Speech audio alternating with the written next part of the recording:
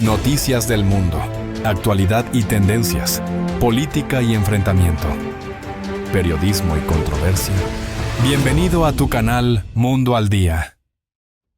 Las delegaciones de América Latina, el Caribe y la Unión Europea instalaron en Santa Marta el encuentro principal de la cumbre CELAC y la Unión Europea en medio de grandes ausencias. Colombia acoge la cita en momentos de una tensión nunca antes vista con Estados Unidos por el rechazo al despliegue militar de Washington en el Caribe del presidente Gustavo Petro, incluido en la denominada lista Clinton señalado por la administración Trump de facilitar el narcotráfico. Nuestras compañeras Paola Toro y Paula Sabogal desde el lugar de la noticia nos amplían la información. ¿Qué tal? Compañeras, muy buenas tardes. Nicolai, ¿qué tal? Una feliz tarde para usted, para nuestros televidentes. Paula, muy buenas tardes. Tenemos ya las 4 de la tarde, 2 minutos. Y sí, usted bien lo señala, hay grandes ausentes en esta cuarta cumbre de la CELAC y la Unión Europea. Sin embargo, ya llevan más o menos unos 5 horas de deliberaciones tras la sesión inaugural en la que hablaron los copresidentes de esta importante cita, que cuenta con participación de jefes de Estado, cancilleres, también vicepresidentes y demás organizaciones. Así es, Paola, una reunión que empezó a puertas cerradas sobre eso de las 10:40 de la mañana, más o menos hora colombiana, aquí donde nos encontramos en un lugar reservado únicamente para ellos. Nosotros tuvimos acceso en la mañana un poco a unas declaraciones a los líderes regionales que quisieron darlas a los medios de comunicaciones en una especie de pasillo que les hicieron a su entrada. Sin embargo, al inicio, en la instalación de esta cumbre, de esta cuarta cumbre, pues algunos de los líderes regionales, como el presidente de la Comisión Europea y también el presidente Petro, pues dieron unas declaraciones acerca de qué es lo que esperan al término de esta cumbre, pero también sobre todo los desafíos que quedan en América Latina, sobre todo unos muy importantes que pueden ser amenazas, sobre todo a la democracia y a la soberanía de los países, empezando por los autoritarismos. Por supuesto que sí, y es que lo que más ha resaltado el presidente del Consejo Europeo, Antonio Costa, es la importancia de las relaciones entre estas dos regiones. Señala él que son históricas, que no ha visto un nivel de fortalecimiento de relaciones tal, y precisamente eso es lo que están buscando afianzar en esta cumbre. Sobre las 10:40 de la mañana inició el encuentro principal de la cumbre CELAC-UE, donde las delegaciones de los estados asistentes instalaron este cuarto encuentro birregional con las expectativas, retos y objetivos que pondrán sobre la mesa. Estamos hoy aquí reunidos con un solo propósito: asegurar que esta cooperación se refuerce y se enriquezca, hacer que nuestro vínculo natural sea aún más fuerte. Los líderes regionales resaltaron los avances de la cooperación entre los estados, pero plantearon también los desafíos futuros. En este momento tan complejo en el que los conflictos internacionales aumentan, el multilateralismo se erosiona, las fracturas políticas y sociales se ensanchan. La Unión Europea ha tenido un proceso más reciente de integración, pero más exitoso. Podemos ver las amenazas que plantea el cambio climático, las amenazas a la democracia derivadas del autoritarismo, la creciente desigualdad, las violaciones del Estado de Derecho. La Unión Europea reconfirmó su cooperación con América Latina para los objetivos en temas como cambio climático, seguridad y soberanía digital. Somos socios naturales y también socios optativos, optamos por ser socios. Buscamos comercio e inversión. En la tarde se espera una declaración conjunta en la cumbre y las conclusiones que tendrán la hoja de ruta de la alianza birregional entre América Latina y el Caribe con Europa. Aquí, Paola, como se los anticipábamos en esta nota, esperamos nosotros, digamos que todos los medios de comunicación, hay que decirlo, somos decenas de medios de comunicación los que estamos acá, tanto nacionales, obviamente como prensa internacional, muchos medios también de países como Brasil, España, muchos del continente europeo, y estamos, digamos, alojados en una zona de prensa porque les decíamos, esta reunión está a puerta cerrada y esperamos que la agenda obviamente se retrasó en la mañana, unas 2 horas casi, así. Esperamos que más o menos sobre las 6 de la tarde, hora colombiana, tengamos, digamos, la primera declaración, que lo que sería, o nos anticipaban, sería la declaración conjunta que se diera pues después de esta reunión, y las principales conclusiones que esperamos nos compartan a toda la prensa y por supuesto a ustedes.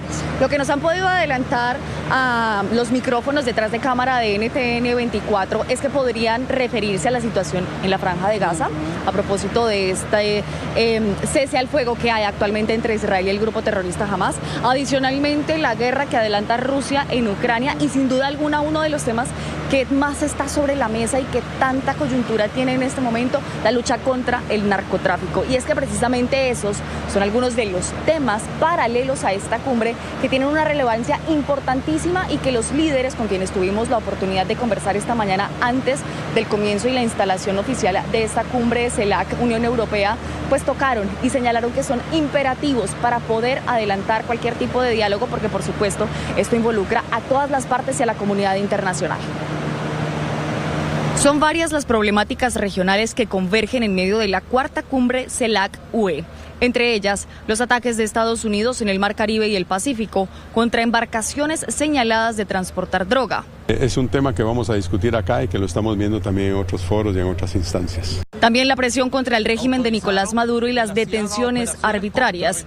Sobre este aspecto, la canciller Rosa Villavicencio confirmó que continúan las negociaciones tras la liberación de varios colombianos hace algunos días. Tendremos una bilateral con el canciller de Venezuela para hablar sobre este tema y otros, pero principalmente para buscar que todos estos detenidos pues sean liberados. Al tiempo, líderes resaltan los acuerdos alcanzados previamente al encuentro y que benefician a nuestro país, como la financiación dedicada a terminales aéreas aprobada por el Banco de Desarrollo de América Latina y el Caribe, entre otros proyectos. Va a ser la ampliación de la pista de Aeropuerto de Santa Marta, poder recibir más turistas internacionales, y en el caso de Toulouse prácticamente la construcción del aeropuerto desde cero. Vamos a hacer una conexión aérea buena con Golfo de Morrosquillo y aquí en Santa Marta.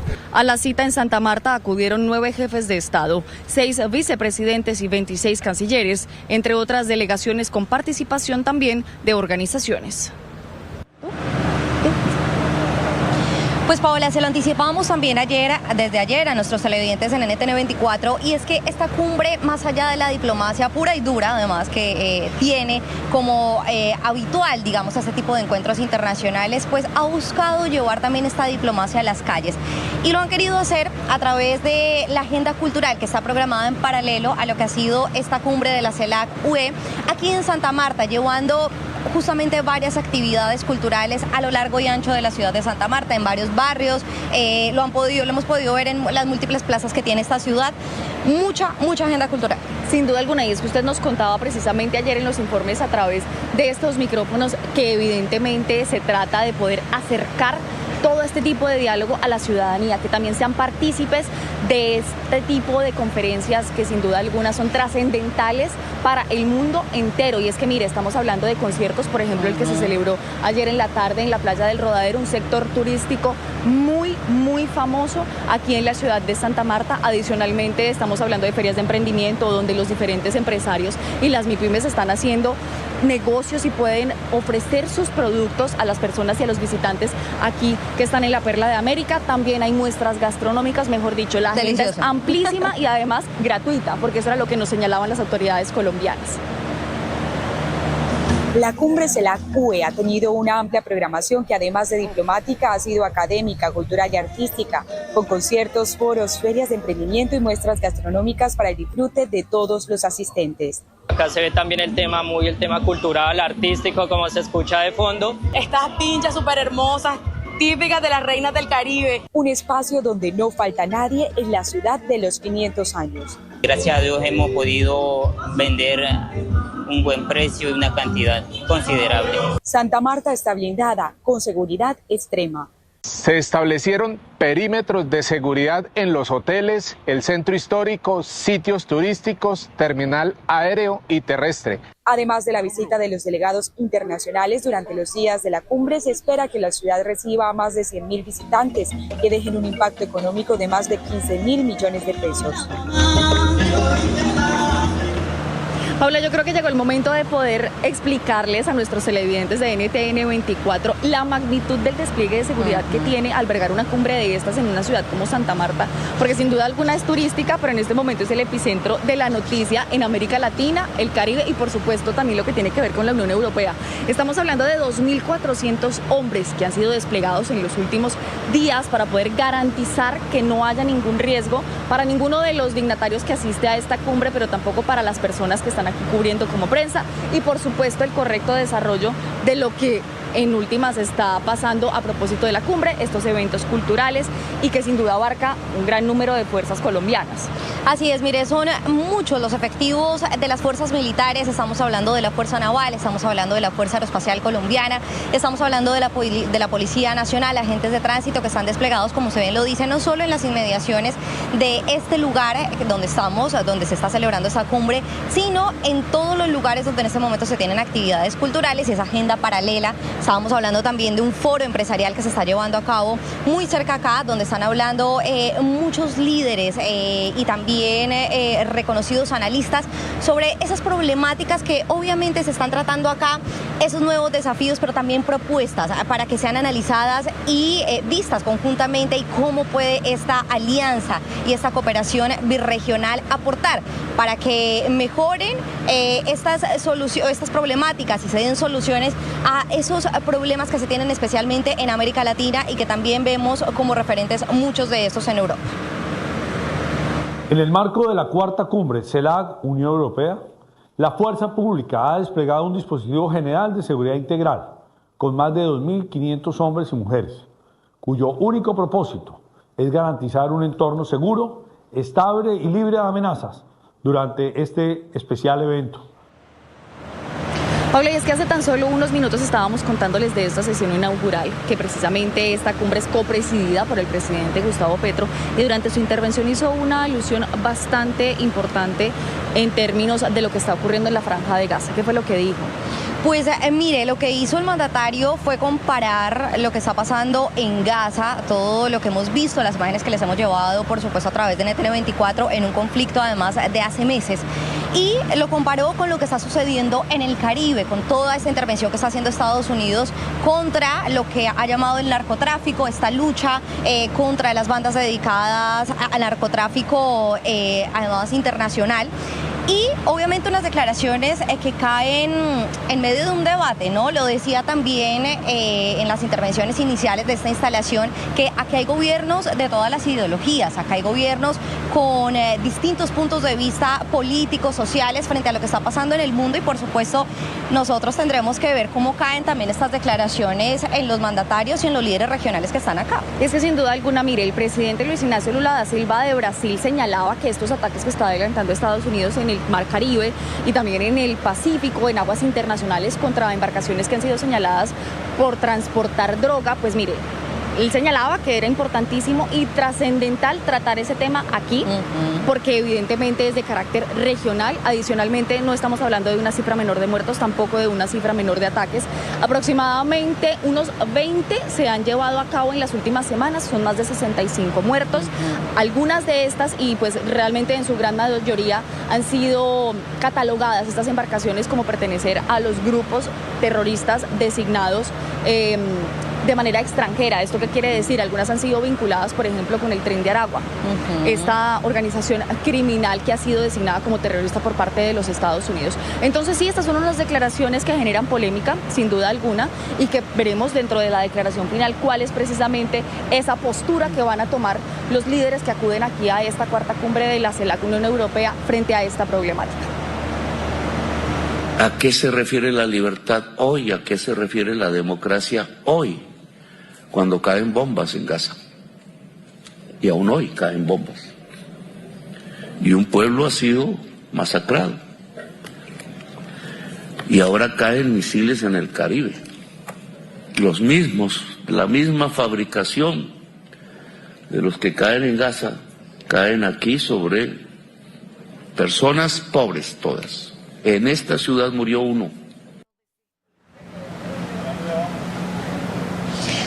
Sí, Paula, adelante. Pues Paola, hablábamos además que esta cumbre no termina acá, es digamos una cumbre de 2 días o digamos se ha extendido a lo largo de 4 días acá en la ciudad de Santa Marta, pero se espera que digamos mañana sea el segundo día principal. Si bien no esperamos declaraciones oficiales, las harán hoy todas las distintas delegaciones, más de 70 que están aquí en la ciudad de Santa Marta, pues se espera que igual sigan esos diálogos privados, sobre todo entre ministros, entre delegados de los estados, para seguir abordando esos temas que son de una discusión delicada, que suelen ser temas de largo alcance y que por supuesto, digamos, serán igual tratados paulatinamente a lo largo no solo de esta cumbre de la CELAC, sino a lo largo de los siguientes meses.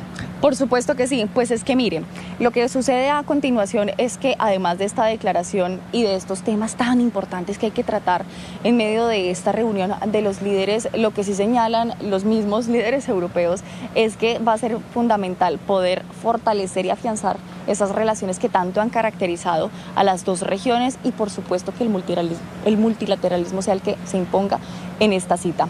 Pues mire, Paula, esa es la información que nosotros tenemos. Carolina, ¿está Colombia pasando quizá por el momento de mayor agudeza, de mayor dificultad en sus relaciones internacionales por lo que está ocurriendo en esta crisis inédita frente a Estados Unidos? ¿Instrumentalizará Petro esta cita internacional a su favor?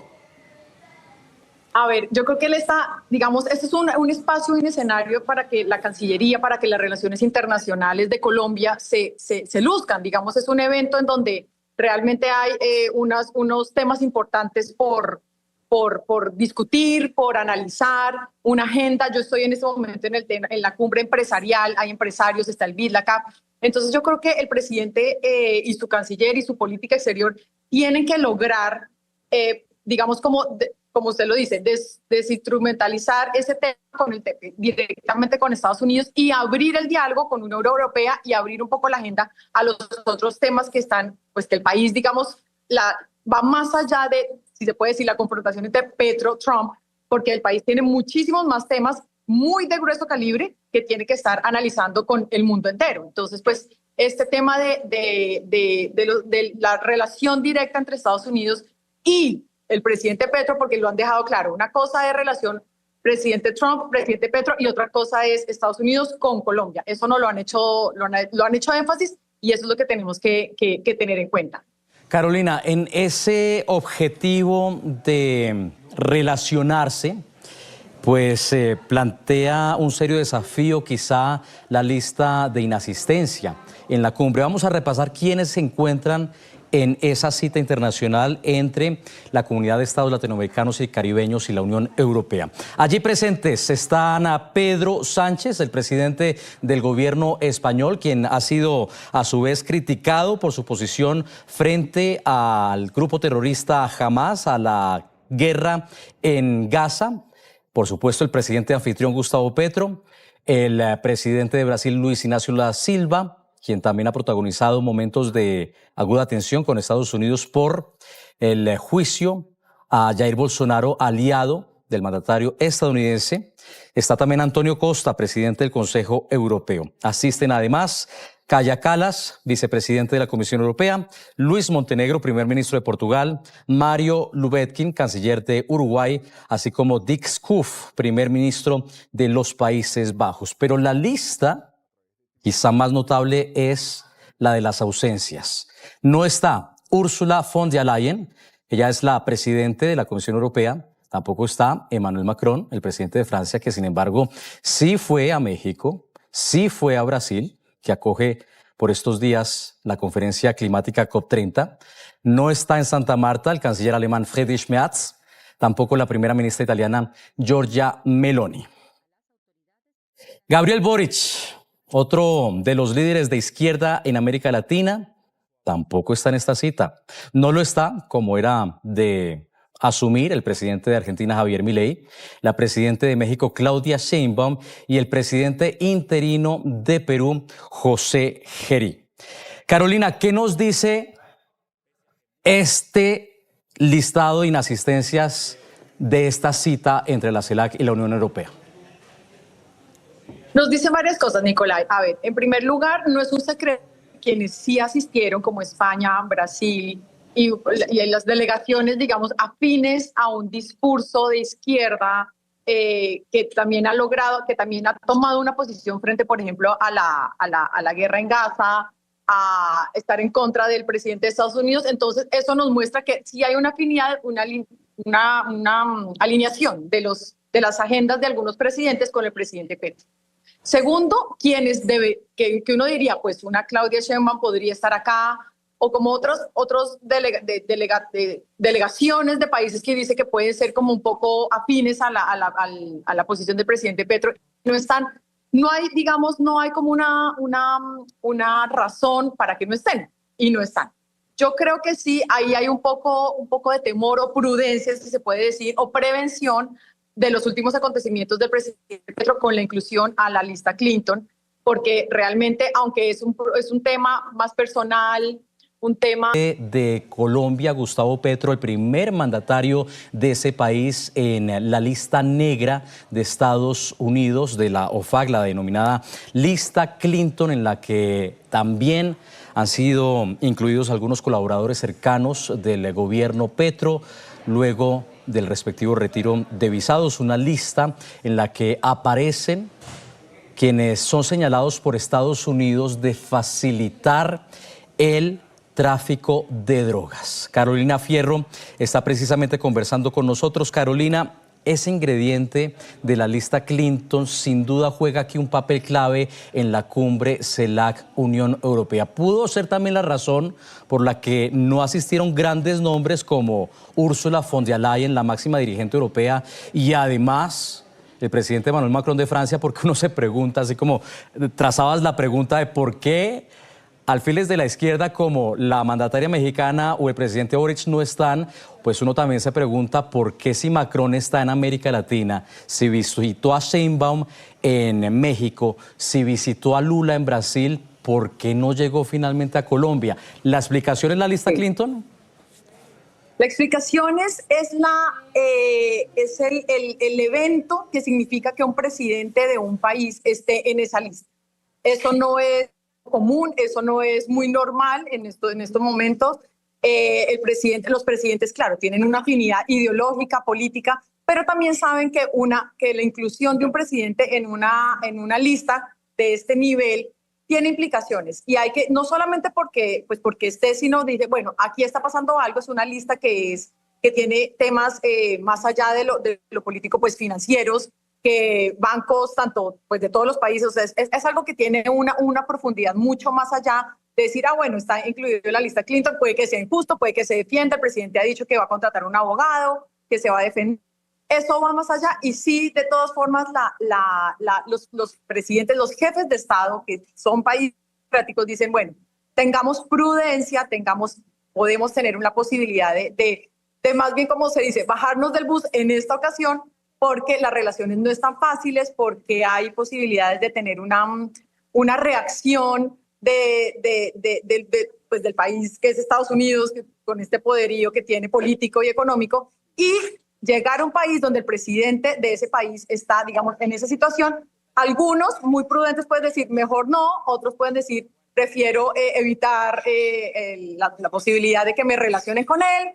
Entonces yo creo que sí tiene un gran factor, que no es el único, pero tiene un gran peso ese tema del presidente de la lista Clinton.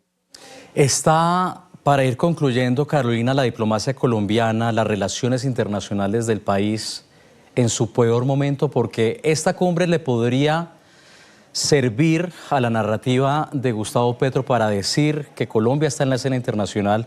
Petro se ha querido mostrar como un líder internacional a pesar de sus salidas en falso, y recordamos en particular esa ocasión en Nueva York cuando pidió a los soldados estadounidenses desobedecer las órdenes de Trump al referirse a Gaza. El gobierno colombiano puede decir que no, que el próximo año van a tener un asiento en el Consejo de Seguridad de las Naciones Unidas, una elección que sin embargo parece ser cíclica, no que represente una victoria real en términos de diplomacia global.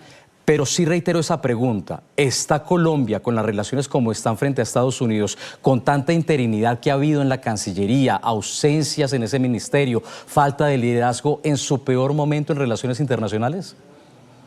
Nicolás, lo hemos hablado y lo he dicho aquí precisamente en este escenario, no tenemos Cancillería, no tenemos una posición organizada, profesional, técnica, que nos ponga realmente en el escenario como quisiera el presidente Petro en el escenario internacional. Eso, digamos, el presidente tiende como a cerrarse en sus propios pensamientos, en sus propios trinos, en su propio círculo, y no estamos pasando por a partir de esta cumbre que puede ser y que está siendo, digamos, un encuentro empresarial muy importante entre empresarios de la Unión Europea y Latinoamérica.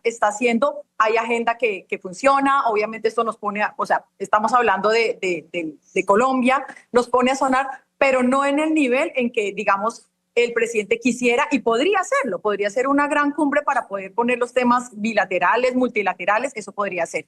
Y sí, como estamos pasando y lo hemos dicho en este programa también, la Cancillería, esto no es ni de amistad, ni de posibilidades de este país me cayó bien, este país me cayó mal. La Cancillería y las relaciones internacionales son académicas, profesionales, técnicas, y organizar esto podría ser, digamos, la oportunidad para poder poner también agenda, pero lastimosamente no ha mostrado el profesionalismo. Una canciller pues muy, digamos, de un perfil muy bajo, muy diferente a lo que ha tenido Colombia. Entonces, realmente, pues por más que quiera el presidente, digamos, sacar adelante su agenda, tal vez que él tiene en su imaginario, pues no es el momento. Estamos en un déficit muy importante de relaciones internacionales en el país. Hoy la gente tuvo una muestra de que el país ha cambiado, y esto ha despertado mucha esperanza en Bolivia.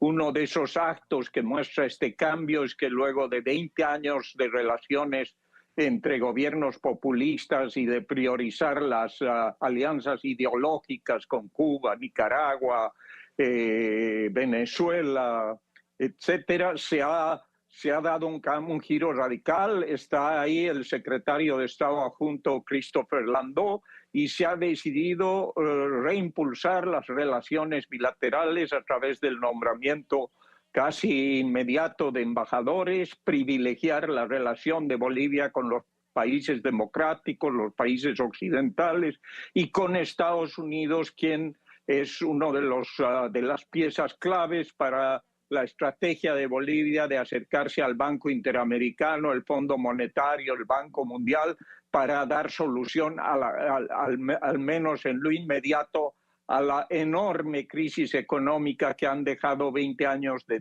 despilfarro, y como el presidente lo ha dicho, donde se han gastado 100.000 millones de dólares y donde el país está en peores condiciones que hace 40 años, donde los pobres son más pobres, los indígenas.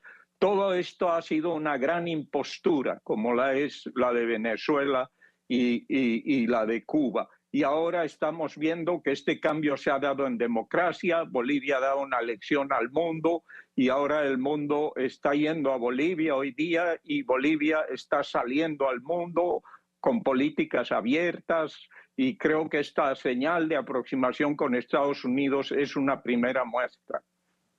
Embajador, ¿qué importancia tiene restablecer las relaciones con Estados Unidos, que Bolivia vuelva a mirar hacia Washington, y cómo va a ser ese acercamiento, usted que fue embajador ante la Organización de Estados Unidos de Estados Americanos, con la OEA? Y se lo pregunto porque Bolivia en la era del MAS pues fue un gran obstáculo para las discusiones democráticas cuando se trataba de responsabilizar a los regímenes autocráticos en la región.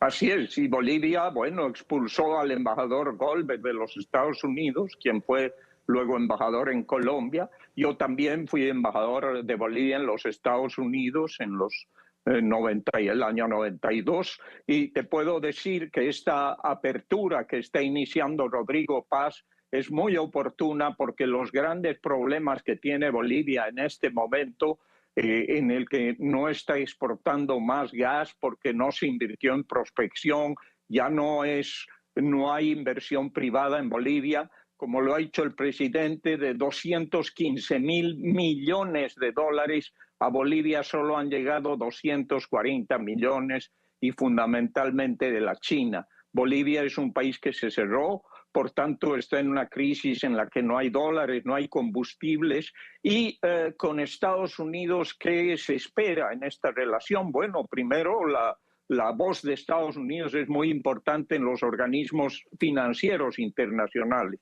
Pero luego se está pidiendo abrir una nueva etapa de sociedad con los Estados Unidos. El secretario Landau también ha viajado con gente del Exim Bank, organización que financia las inversiones en países democráticos en América Latina. O sea que se está esperando cambios estructurales, legales en Bolivia y seguridad jurídica fundamentalmente para la llegada de inversión. Bolivia puede ofrecer no solo recursos naturales como el litio, el gas, donde hay grandes posibilidades de inversión, sino también en hidrógeno verde, en turismo, en productos agrícolas. Bolivia tiene el potencial de volverse un gran exportador en la de agroindustria con la carne y la soya.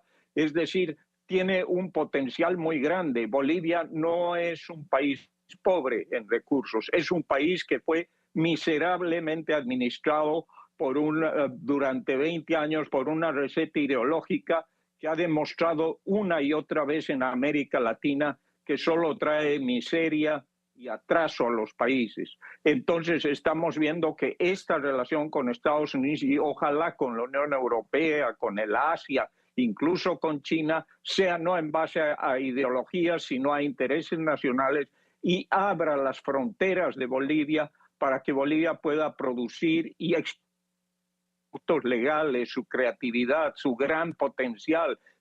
Bolivia tiene un gran espacio de minería, solo compara con Perú y Chile, que entre los dos reciben más de 100.000 millones de dólares de inversión en minería.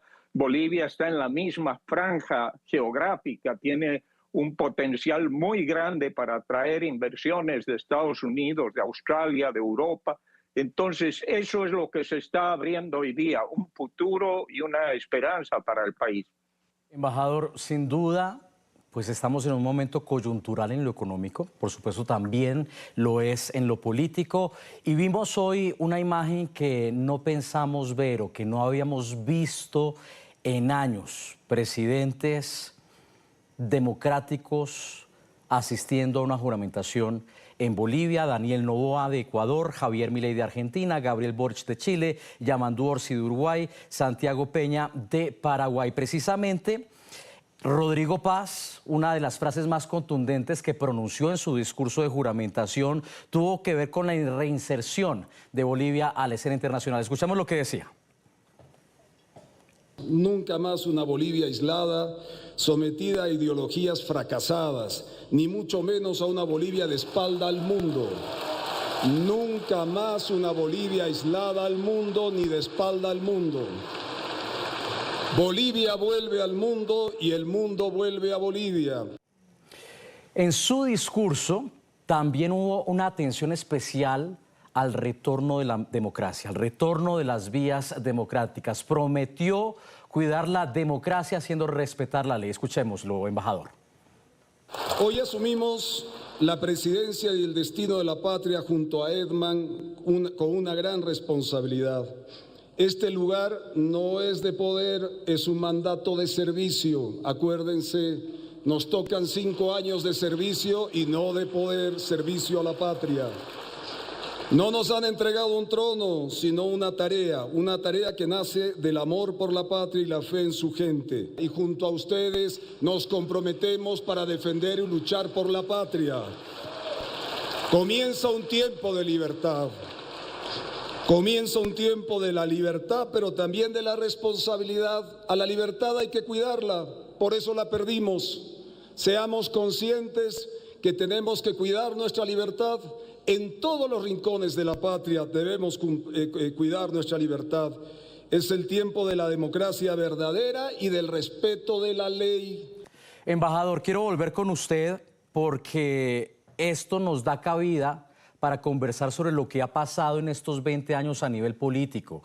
20 años en los que se manoseó la Constitución, en la que se cambió para permitirle a Evo Morales reelegirse en interpretaciones hechas a la medida para continuar en el poder. Así fue que logró la izquierda boliviana mantenerse allí. Hubo un referendo que se ignoró, que eligió ignorarse para permitirle a Evo Morales perpetuarse. Bolivia finalmente logra deshacerse de ese fantasma, de esa sombra. ¿Regresa entonces la democracia a Bolivia?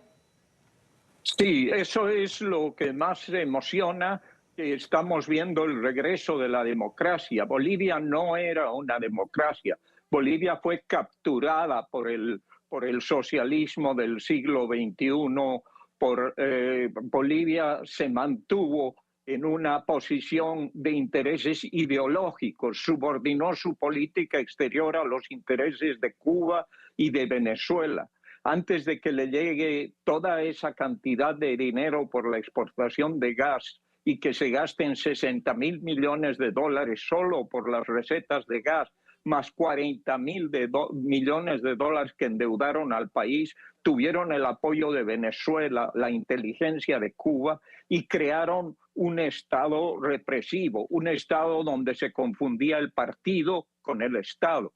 La justicia fue tomada por el gobierno y se convirtió en un instrumento de persecución política. Miles de bolivianos, incluyéndome a mí, no vamos desde que subió Arce a Bolivia por miedo a que te inicien o te fabrique un juicio, una justicia totalmente controlada como instrumento político.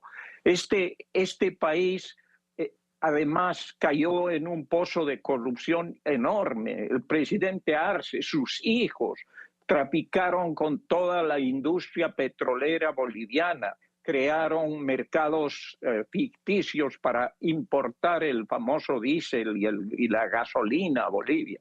Se hicieron millonarios a costa del hambre de la gente, como ha dicho el presidente. Y además exiliaron gente, tuvieron presos 5 años a la expresidenta Yanine Áñez y al exgobernador Camacho otros 3 años sin ninguna causa jurídica. Fueron acusaciones políticas. El presidente nuevo de la Corte Suprema de Justicia ha demostrado que esa era una acusación política. Eso hemos vivido los bolivianos y esos 20 años han sido protegidos por sus amigos, los Kirchner, Correa, por los Castro y Díaz-Canel, por Maduro, por Ortega, porque eso sí, ellos se han apoyado, con un aparato internacional, al principio financiado por Chávez, luego por Maduro, hasta que acabaron con Venezuela, pero se creó toda una maquinaria de poder. Ahora la ineficiencia y la irresponsabilidad y la corrupción han hecho que este gobierno despierte la indignación del pueblo, que ha votado en un 95% contra ellos.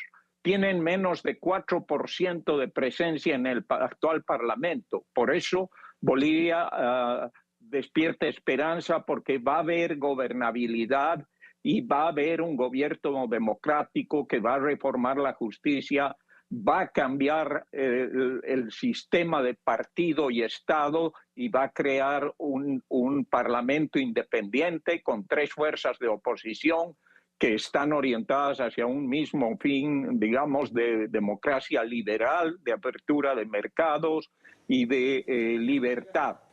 Embajador, yo lo invito precisamente a ver el escenario parlamentario hoy por hoy en Bolivia, recordando primero cuál fue ese primer periodo, de estos congresistas que se despidieron hoy. Veamos la Cámara de Senadores entre 2020 y 2025. El ala arcista del MAS tenía 7 escaños. Podemos ver el gráfico, si aquí lo tenemos. Veamos, el ala arcista tenía 7 escaños, el ala evista del MAS tenía 14 escaños. Comunidad Ciudadana, la alianza del expresidente Carlos Mesa, tenía 11 posiciones y creemos de Luis Fernando Camacho, gobernador de Santa Cruz, 4. Ahora veamos el escenario en la Cámara de Senadores en esta nueva legislatura. El Partido Demócrata Cristiano de Rodrigo Paz tiene, vamos a verlo,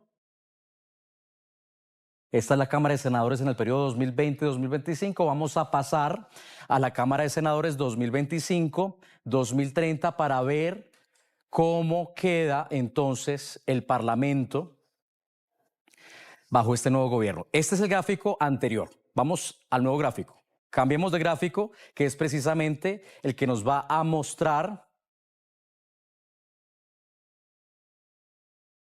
el escenario hoy por hoy. Vamos a comentarlo. Rodrigo Paz entonces tiene 16 curules. La Alianza Libre del expresidente Jorge Quiroga, 12. La Alianza Unidad del empresario Samuel Doria, tercero en la primera vuelta, 7. APB Súmate del ex candidato presidencial Manfred Reyes, alcalde de Cochabamba, 1. Ahora veamos el escenario en la Cámara de Diputados en el periodo 2020-2025, que es la Cámara que se despide, la Cámara que estuvo en el poder cuando estaba en ejercicio el presidente Luis Arce. El ala arcista tenía precisamente 42 escaños, la Evista 33, Comunidad Ciudadana del expresidente Carlos Mesa 39, Creemos de Luis Fernando Camacho, opositor al MAS 16. Ahora la Cámara de Diputados, con la que deberá gobernar Rodrigo Paz, es esta. Su partido, el Demócrata Cristiano, tiene 49 curules. Alianza Libre, de su rival en el balotaje Jorge Quiroga, 39. Unidad, la alianza del excandidato Samuel Doria Medina, 26. Alianza Popular, del excandidato de izquierda Andrónico Rodríguez, 8. APB Súmate, del exaspirante Manfred Reyes, 5. Movimiento al Socialismo, muy diluido, 2 escaños, mientras que Vía Yuki, del grupo indígena, 1 escaño. Embajador, vuelvo con usted. ¿Qué escenario le plantea entonces a Rodrigo Paz esta nueva Cámara, este nuevo Parlamento? Un escenario favorable para la gobernabilidad del país, porque el movimiento al socialismo en todas sus versiones no ha llegado ni al 4% del Parlamento, no tiene ni un solo senador. En este contexto, la Alianza Libre y la Alianza Unidad junto a Rodrigo y Súmate hacen mucho más de los 2/3, lo que les va a permitir cambiar la estructura que ha creado el MAS en estos 20 años, empezando por la Constitución, que fue una constitución diseñada por gente de la izquierda española que trajo a Ecuador y a Venezuela y a Bolivia un modelo de constitución que a Bolivia le ha hecho mucho daño. Ha eliminado el concepto de ciudadano por el de referencias étnicas, es decir, tú pertenecías al país no por ser un ciudadano, sino dependiendo de qué etnia pertenecías. Dispuso ofrecer y enviar ayuda humanitaria a ese país, demostrando justamente esa solidaridad que como país nos caracteriza. ¿Cuál ha sido el rol del Cuerpo de Bomberos en toda esta misión internacional? Cuénteme. Bueno, desde que el señor presidente Nayib Bukele toma esa decisión, y quiero destacar la solidaridad, la empatía que el señor presidente ha tenido con el pueblo de Jamaica desde ese primer momento, como ya lo hemos hecho en años anteriores, es decir, esta no es la primera vez que El Salvador genera esa labor de empatía, de solidaridad a un pueblo afectado. En esta ocasión Jamaica, también se hizo en Turquía, también se hizo en Costa Rica. Y más allá de mandar la ayuda humanitaria, de todo lo que vamos a conversar en este tema, es los talentos humanos, que ha sido nuestra labor siempre. Dicho sea de paso, el líder que está ahorita en Jamaica es el mismo que estuvo en Turquía, es el mismo que estuvo en Costa Rica, es decir, destacar la capacidad de nuestros talentos humanos que están destacados hoy en Jamaica. Muchos de ellos ya tienen experiencia internacional. Es decir, es un talento muy selecto, no solo la ayuda humanitaria. Y hablando de ello, pues el señor presidente tomó a bien hacer ese gesto de empatía, de solidaridad, muy bien como usted lo establece, a consecuencia de un huracán que afectó mucho, en este caso, varios países del Caribe, pero más aún Jamaica, que pues fue categoría 5, en donde, según la información que tenemos, han habido lugares cerrados, es decir, anegados completamente, problemas de alimento, problemas de agua, problemas de escombro. Es decir, nuestro equipo ha estado haciendo esta remoción de escombro, entregando alimentos, entregando agua, alimentos no perecederos, kits de higiene. Es decir, hemos estado trabajando desde el primer momento que llegamos, haciendo esta labor, cumpliendo el mandato de nuestro presidente. Es decir, ese gesto de solidaridad. Y más allá de ello, yo destaco la capacidad que tiene nuestro talento humano. Así que desde el primer momento hemos estado haciendo todas estas coordinaciones para poder enviar a este grupo. Han salido 4 aviones. 4, es decir, con más de 50 toneladas de medicamentos. Los médicos, bueno, ha ido personal de bomberos, de la Policía Nacional Civil, del Ejército, equipos tácticos de la Dirección General de Protección Civil, también guardavidas. Son unas personas que tienen una capacidad enorme para poder hacer rescates en estructuras colapsadas, rescates en aguas rápidas, que esa es una capacidad o una especialidad muy importante en este tema de inundaciones. Militares con esa capacidad muy importante para ejercer esta labor, y también han asistido médicos y enfermeros del Ministerio de Salud que han estado brindando consultas médicas, entregando medicamentos en las zonas más afectadas de Jamaica, así como entregando kits de higiene, alimentos no perecederos, haciendo remoción de escombros. Es decir, hemos hecho una labor muy importante en Jamaica. Ya esto es una coordinación previa a nuestra salida. Ya personal de Cancillería de nuestro país tenía una coordinación con el gobierno de Jamaica, es decir, hemos estado trabajando de manera articulada, y no solo con el gobierno de Jamaica, sino con distintos grupos de respuestas que están en el lugar, haciendo esa coordinación importante. Y quiero destacar, por eso hablaba de la experiencia, de la capacidad que tenemos. Cuando estuvimos en Turquía y hicimos el rescate de 2 personas, quiero contar una experiencia, estábamos con la élite mundial, especialistas en rescates en estructuras colapsadas. Llámese Singapur, en Turquía, Holanda. para los que nos están viendo, fue un terremoto. Fue un terremoto. En ese caso fue un terremoto. En ese caso fue un terremoto. Lo que quiero destacar es la capacidad, la especialidad que tiene nuestro grupo a la hora de atender este tipo de misiones. Es decir, hay una mesa en este tema de rescate en estructuras colapsadas que se establece todos los días a primera hora, en donde se entregan o se establecen esas misiones. Y estábamos con la élite mundial, llámese Singapur, Holanda, Italia, Alemania. El Salvador hace el rescate de 2 personas, con su grupo de rescate obviamente. Y cuando entramos a la mesa, me cuenta el líder Usar que estas personalidades se levantan y le dan un aplauso al Salvador, demostrando con ello esa capacidad de haber podido hacer un rescate en temperaturas extremas, menos 16 grados centígrados en Turquía. Madre mía. Lo mismo lo hicimos en Costa Rica.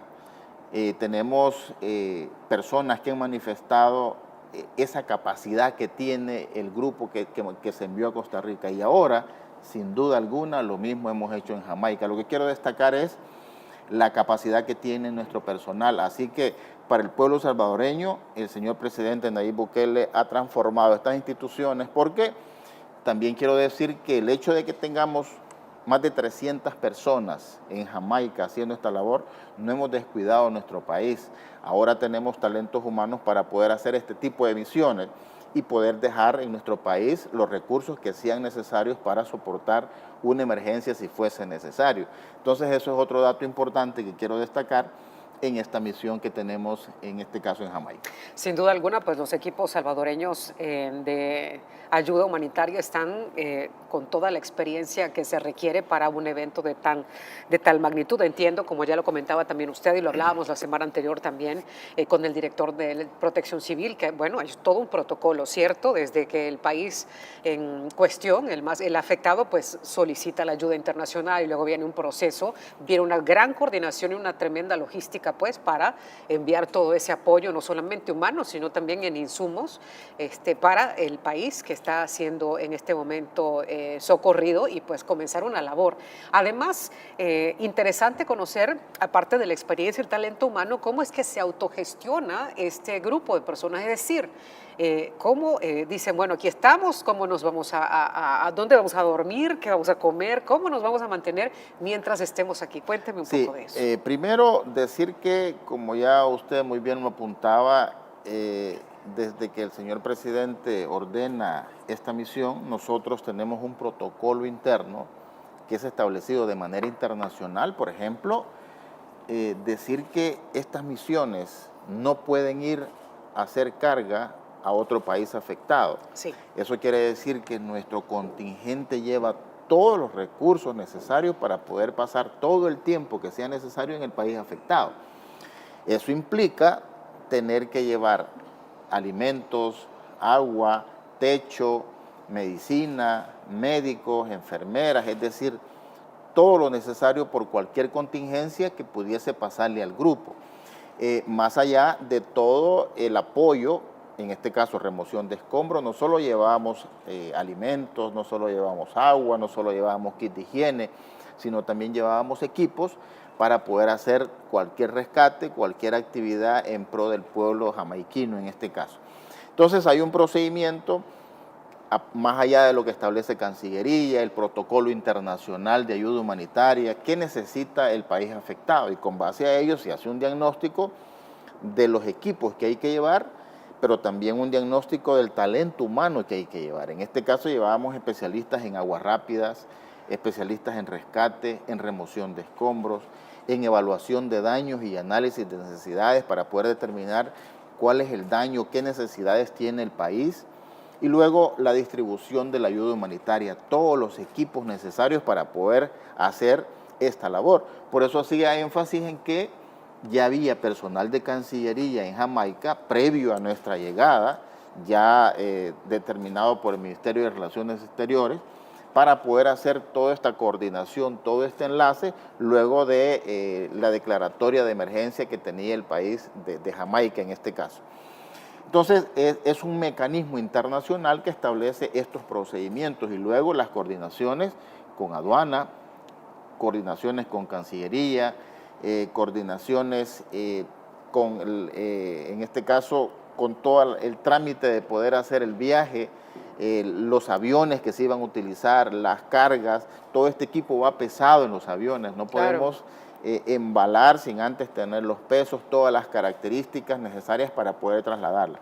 Es decir, hay un trabajo importante previo a nuestra salida y luego el contingente sale en el primer avión, obviamente, y luego tenemos el segundo y luego de ahí tenemos 2 aviones más que también iban con alimentos, con agua, con algunos otros equipos, es decir, con todo lo necesario de acuerdo a lo planificado. Y luego pues estamos en el lugar, hay una coordinación con las autoridades de Jamaica que son los que establecen las prioridades y con base a ese diagnóstico de prioridades que tiene el país en este caso, es decir, todas las zonas que requieren alimentos, todas las zonas que requieren agua, las que requieren consultas médicas, es decir, nos distribuimos ya en el lugar para poder abarcar más espacio, en este caso con los líderes obviamente dirigidos por nuestro líder, el mayor Vázquez, y luego pues se hace esa labor con los médicos, con todo el equipo, haciendo remoción de escombros, distribuidos en estos puntos que obviamente Jamaica tenía diagnosticado. Es un trabajo muy importante, muy arduo, están 7/24, hay roles, hay turnos específicos para poder mantener y ser constantes en las respuestas, día y noche. Obviamente hay un parámetro de descanso. Sí. Toda esta coordinación se tiene cuando uno llega a un país. Obviamente el trabajo articulado que se tiene, Cancillería, con las autoridades locales, en este caso de Jamaica, son las que permiten poder hacer toda esta distribución y todo este trabajo articulado con las autoridades. Así que estamos todavía en Jamaica haciendo esta misión muy importante, digo yo, extendiendo esa mano, poder generar esa consulta, darle ese medicamento, llevar el agua, llevar el alimento, en donde es un país que ha sufrido mucho con el paso de este huracán.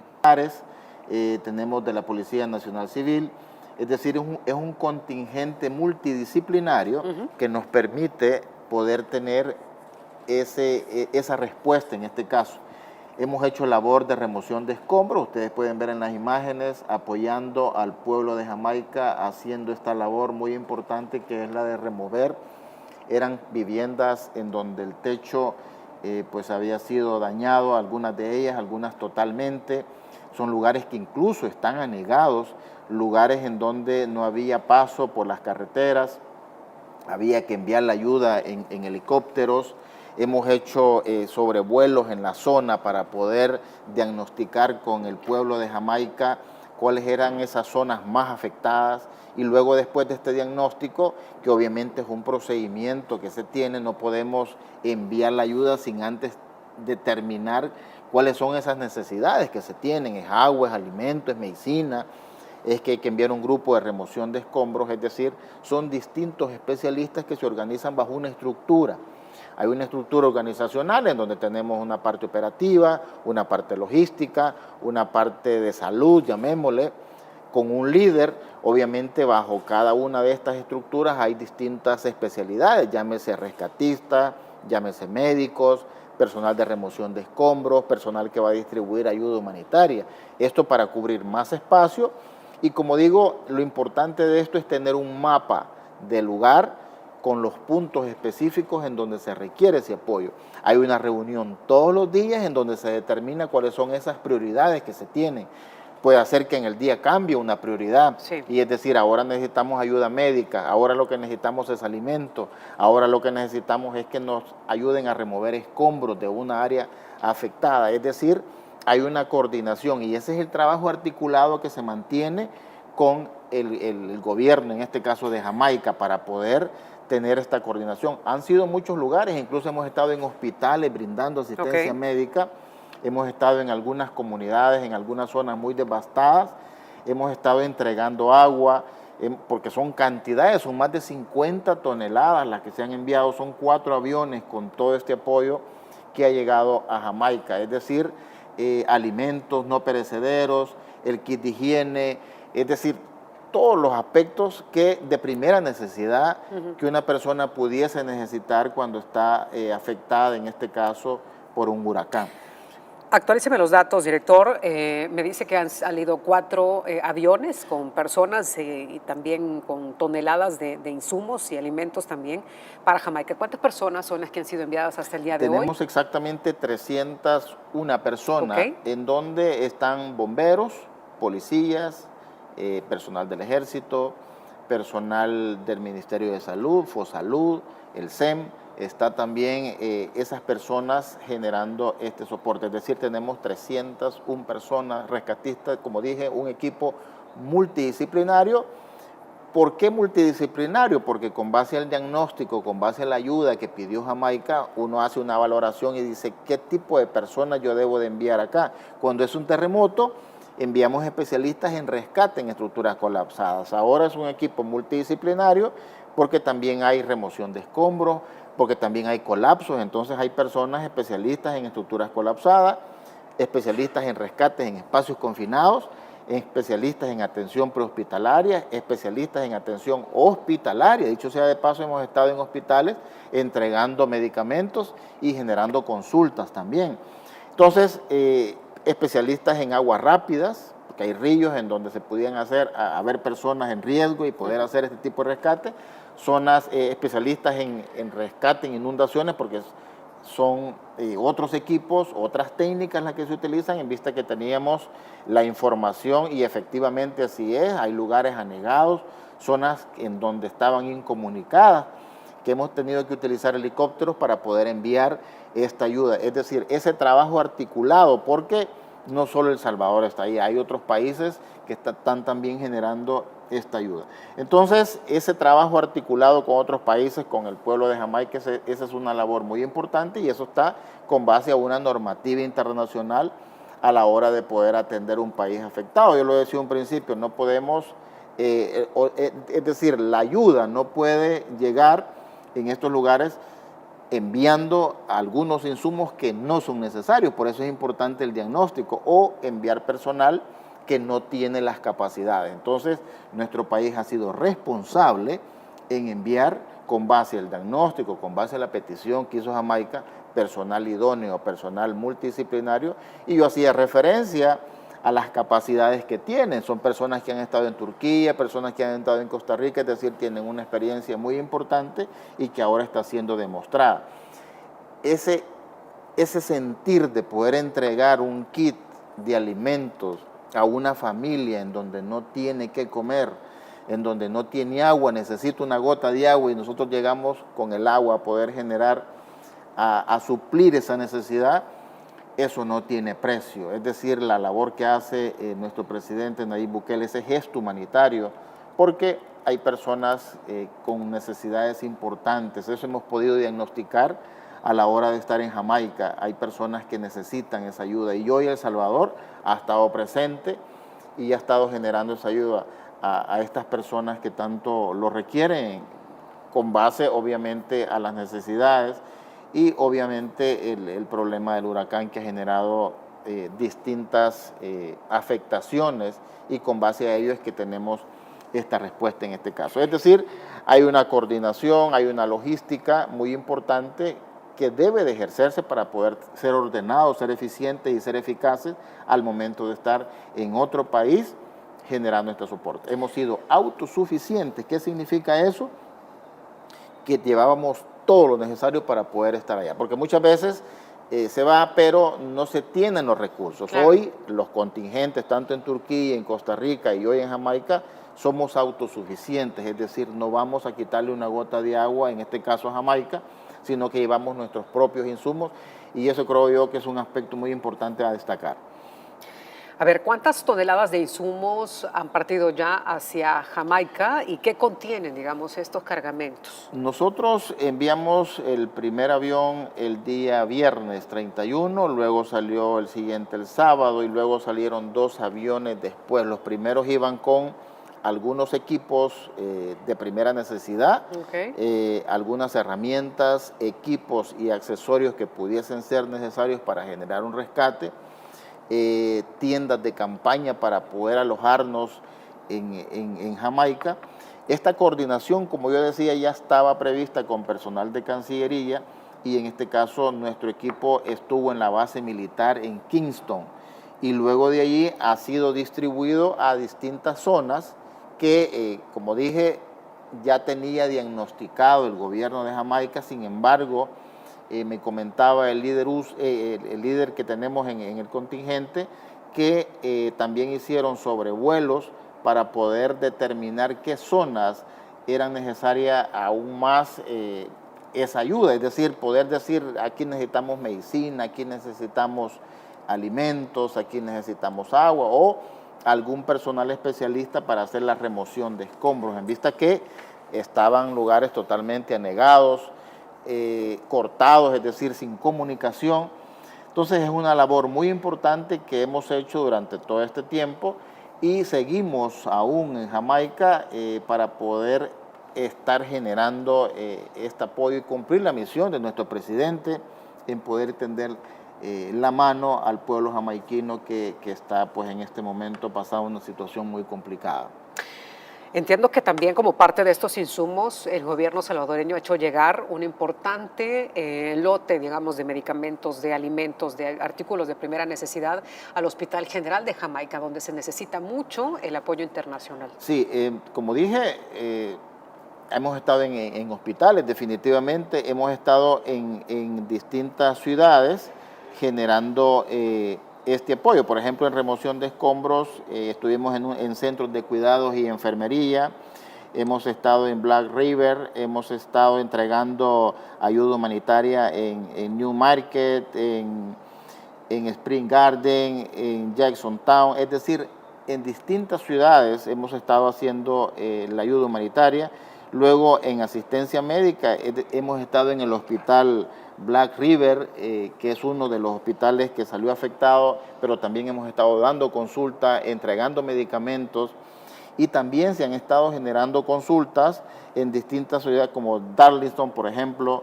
Hemos estado generando las consultas a los niños, a personas de la tercera edad, a personas jóvenes, mujeres, hombres, niños, es decir, hemos estado haciendo una labor muy importante en distintas ciudades afectadas, obviamente, y diagnosticadas con el gobierno de Jamaica, en este caso, que requieren ese apoyo. Estamos, como dije, haciendo esta labor muy importante y esperamos, obviamente, terminar esta misión, cumplir el mandato de nuestro presidente Nayib Bukele en extender esa mano amiga, en tener esa empatía por las personas que han requerido este apoyo y que obviamente hemos estado ahí para poder solventar y extender esta mano.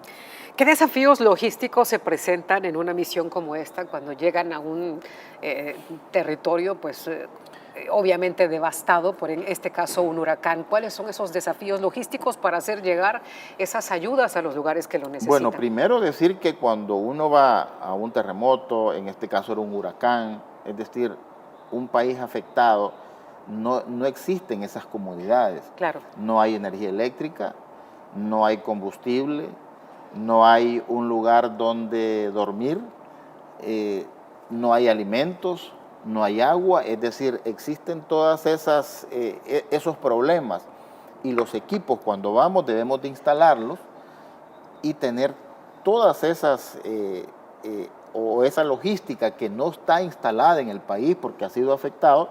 Entonces uno tiene, ya con esta experiencia que hemos tenido, hay que llevar sus alimentos, los médicos, las medicinas, los techos, es decir, las tiendas para poder pernoctar ahí, el espacio de descanso que se tiene. Y luego esta coordinación es que el país afectado nos dice qué lugares ellos tienen diagnosticados con estos problemas. Entonces hay que movilizar los recursos.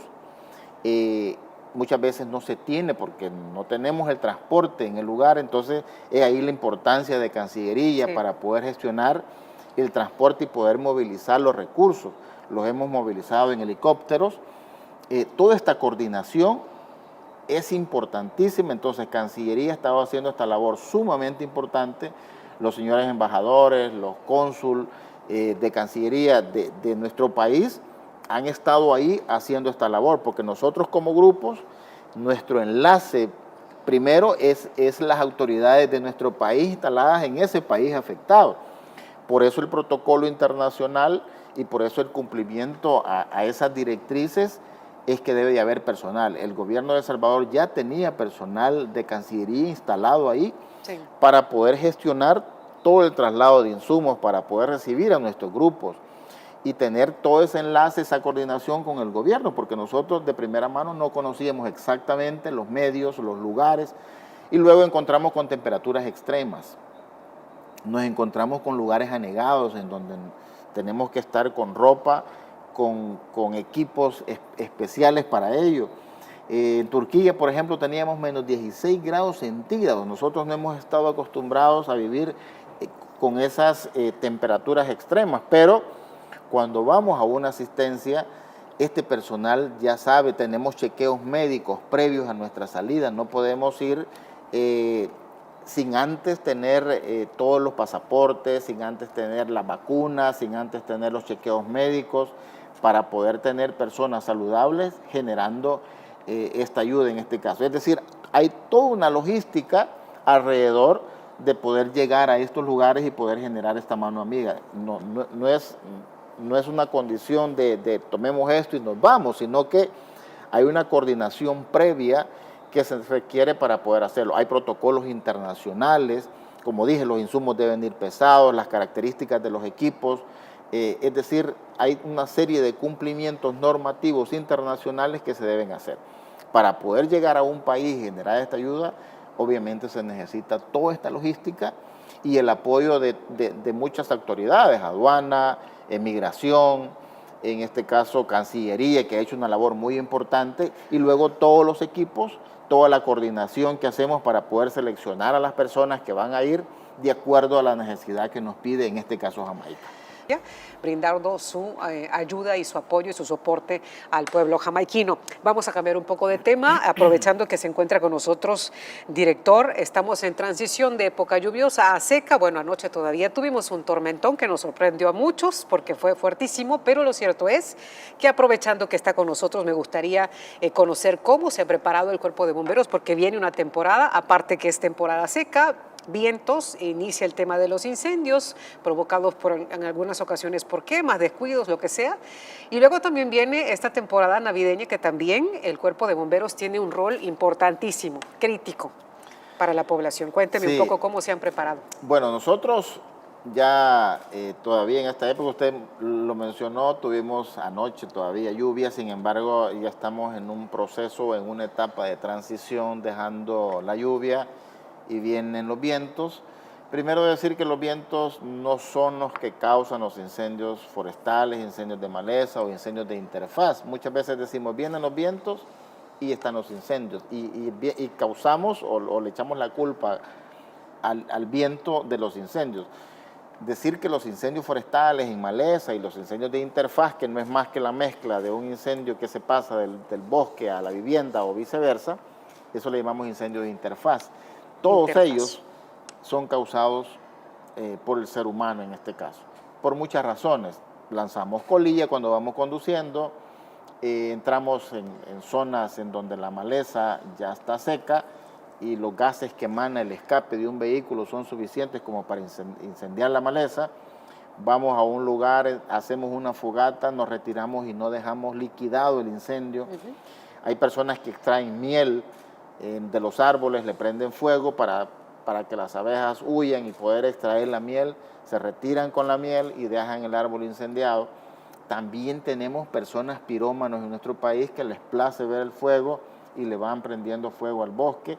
Esas son las causas comunes de nuestros incendios forestales en maleza, o le prendemos fuego a la basura. No es el mecanismo correcto de deshacernos de la basura prendiéndole fuego. Y en invierno lo que pasa es que la lanzamos a la calle y luego tenemos las inundaciones. Es decir, esos no son los mecanismos correctos para deshacernos de la basura. Entonces también de los basureros, cuando le prendemos fuego, se pasa a las viviendas y luego ya tenemos otro incendio de interfaz en este caso. Entonces estamos preparados, tenemos los equipos, los recursos instalados en las distintas zonas de nuestro país. Tenemos más de 800 bomberos operativos para hacerle frente a las distintas épocas o a las distintas emergencias que pudiésemos tener. En estos días el pico estadístico ya deja de ser los incendios estructurales, sino que ya pasamos a los incendios en maleza e incendios forestales o interfaz, como lo dije, los que tenemos a consecuencia de que el viento lo que hace es deshidratar la vegetación, es decir, sacarle la humedad a la maleza, y luego el sol, la falta de lluvia, pues entonces ya tenemos una maleza seca, propensa o propicia el momento o el lugar para que con una fuente de ignición nosotros ya podamos tener los incendios. Dicho sea de paso, en este cese de lluvia que hemos tenido en estos días, ya hemos tenido en nuestras estadísticas o el llamado del pueblo salvadoreño que tenemos incendios ya en predios baldíos relacionados a maleza seca. Entonces la recomendación es no hacer este tipo de acciones porque, ya dije, son el factor humano el que genera los incendios en nuestro país. Y el problema es que no solo se quema un árbol de 100 años o 50 años y decimos, bueno, vamos a sembrar otro árbol. No es eso el problema. El problema es la contaminación ambiental que generan los incendios, el daño a la capa fértil, es decir, al mantillo. Los incendios deterioran los suelos, luego la erosión y luego tenemos las inundaciones a consecuencia de la falta de vegetación por los incendios forestales. También tenemos problemas en la fauna. Hay personas que se dedican a la caza de animales, lo cual no es correcto, no es legal. Lo hacen, le prenden fuego al bosque para que los animalitos huyan y poder cazarlos.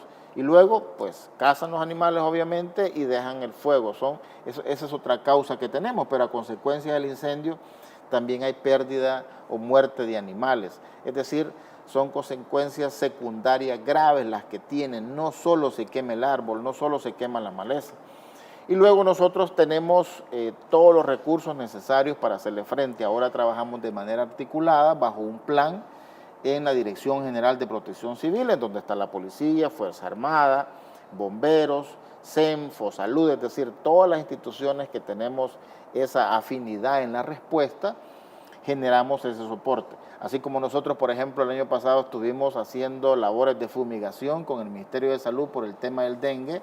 Ahora también, cuando tenemos un incendio, también se suma Fuerza Armada, se suma Policía. Es decir, trabajamos de manera articulada, vemos cuál es el problema en el país y todos nos sumamos para evitar que el problema se nos haga mayor en este caso. Hoy tenemos, antes me acuerdo yo, que pasábamos 15 días en el Déniger. Hoy no hay incendios en el Déniger por la activación que tiene Medio Ambiente en cuanto a sus guardarrecursos, los guardaparques. Y cuando tenemos algún problema en algún otro parque, pues tenemos un aviso inmediato y tenemos toda la disponibilidad de todas las instituciones para poder generar, en este caso, la respuesta. Esto en el tema de incendios forestales, incendios en maleza, así que tenemos también comunidades organizadas en distintas zonas del país. Por ejemplo, uno de los más organizados tenemos el Trifinio, Chalatenango, Morazán, toda la zona norte del país, que es una de las más afectadas. Tenemos comunidades que muchas veces nos generan esa información y nos dicen, mire, ya controlamos el incendio. Son comunidades que están equipadas, capacitadas y organizadas para poder hacerle frente a estos problemas. Es decir, creemos que en este ámbito de los incendios forestales, pues el llamado es a la población a que acate las recomendaciones, porque eso evita no solo el gasto de recursos de las instituciones que respondemos, sino el deterioro al ecosistema, el deterioro a todos los aspectos que ya hablaba, la contaminación ambiental, el daño a la fauna, el problema de las inundaciones, la erosión, la pérdida de la capa fértil de la tierra, que son todos los efectos secundarios que los incendios forestales en este caso nos generan. Y luego, pues también estamos ya preparados con un plan también coordinado con la Dirección General de Protección Civil para la época de fin de año que tenemos. Ahí tenemos, más allá de los problemas de incendios forestales que también se nos dan, ahora se suma los productos pirotécnicos. Es decir, esa es una labor que hacemos nosotros durante todo el año. Estamos en las escuelas durante todo el periodo generando capacitaciones. ¿Qué hacemos en estas capacitaciones? Concientizar a los niños, a los maestros, que los productos pirotécnicos, por ejemplo, no deben ser manipulados por los niños. Si papá, si mamá o persona adulta que tiene a cargo un menor toma la decisión de que en esta época va a manipular productos pirotécnicos, que sean ellos y no que se los den a los niños, porque eso no debe ser. Entonces, hacemos estas recomendaciones y luego también tenemos procesos de formación a las personas que se les vencen los permisos que otorga el Ministerio de la Defensa para comercializar productos pirotécnicos en esta época. A las personas que se les vence, nosotros damos una capacitación sobre toda la manipulación que deben hacer con productos pirotécnicos. ¿Cuáles son?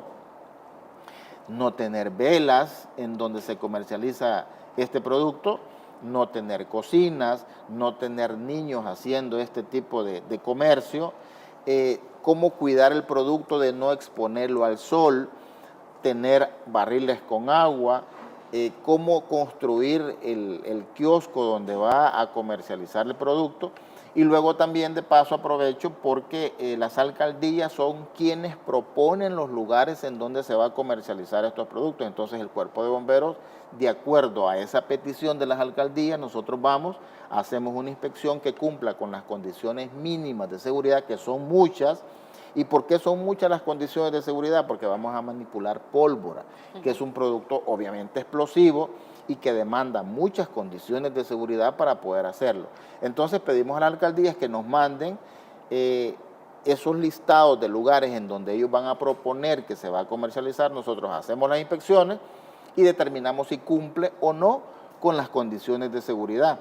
Entonces, en estas capacitaciones hacemos toda esta serie de recomendaciones para que las personas que van a ejercer esta labor, que obviamente está permitido por una ley en nuestro país, que tengan todas esas condiciones, que no le vendan a niños, que no le vendan a personas en estado de ebriedad. Y algo muy importante que por ley está, no se debe comercializar producto que está prohibido por ley.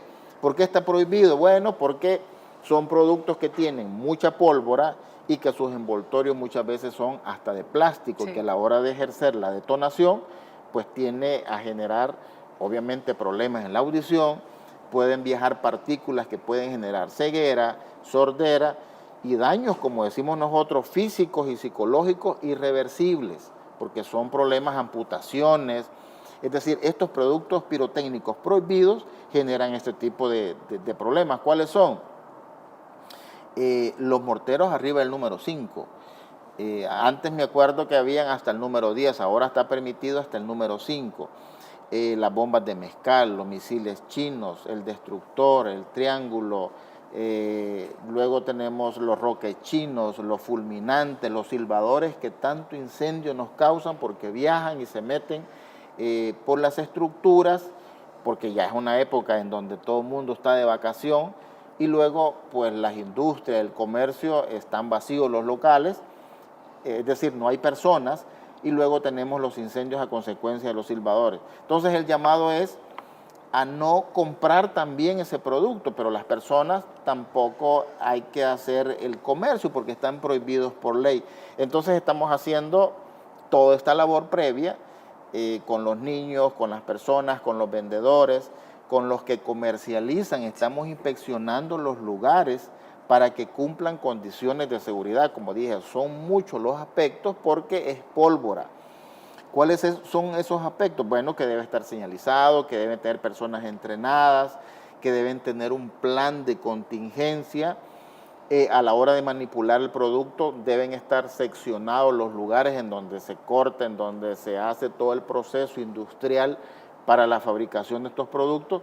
Es decir, el Cuerpo de Bomberos y todas las instituciones de respuesta en esta época tenemos una labor muy importante y lo hacemos con mucho gusto porque para eso estamos. Sin embargo, hacemos nuestro esfuerzo y pedimos al pueblo salvadoreño que acate estas recomendaciones, tanto las personas que van a decidir manipular productos como aquellos que se van a dedicar a la comercialización, cumplir toda la normativa, y nosotros estamos haciendo todo este trabajo 7/24 porque de noche estamos pendientes por cualquier emergencia y de día estamos dando capacitación, haciendo inspecciones, generando este proceso de prevención, este proceso de mitigación para evitar este tipo de riesgos. Seguramente, y en ese proceso nos encontramos, ya estamos justamente en la época de fin de año y en este momento pues no solamente los que consumen productos pirotécnicos pues tienen que tener una conciencia y ser responsables, como ya lo comentó ampliamente, director, sino también pues todas estas personas que se dedican a comercializar, que tienen su derecho también, pero tienen